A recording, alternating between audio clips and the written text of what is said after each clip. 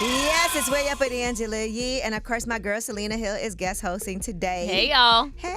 All right, now let's get into some Diddy stuff, some Diddy things. So, there was some talk about Diddy being attacked with a knife at MDC, Metropolitan Detention Center in Brooklyn.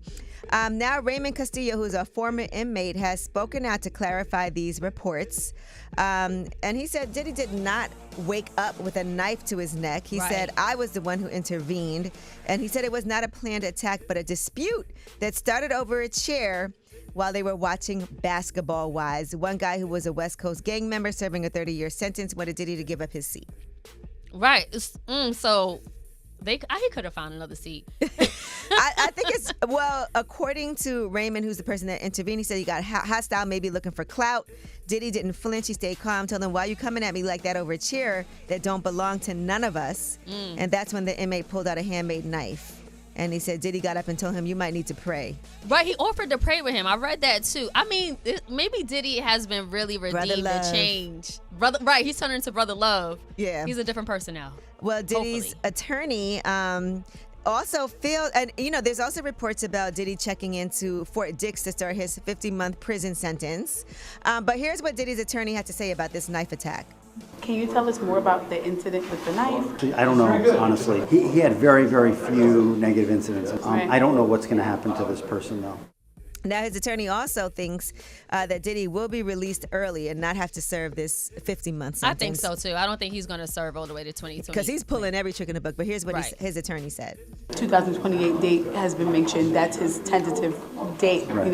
I think it'll be sooner than that. How much sooner than that, I don't know. There are a lot of variables. We just want to kind of get him situated where he's going to be. And, I have no doubt he'll be a perfect prisoner, and I have no doubt that he'll get out as soon as the system lets him. All right. Well, prayers for Diddy. But he's trying everything. Let me tell you something. He's even trying to skip the line. He's like, look, if I got to wait for this appeal, then I'm going to have to sit here anyway and serve this whole sentence. Someone said that there's a conspiracy saying that he even made up the knife attack just to move to the a low security prison too. So. Well, this guy co-signed it, right? Yep. All right, now Common is talking about the time that Fat Joe saved his life. People don't be believing Fat Joe's stories sometimes. But there was a new episode of Joe and Jada where Common said that Fat Joe did come to his rescue. Here's what he said.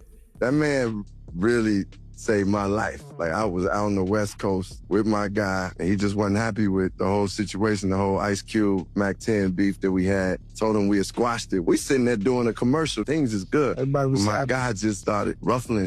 Man, it just got a little heated. I literally begged for your life. I literally got in the middle, was like, please, he's my friend. It was over after that day, right? It was Correct? after that day.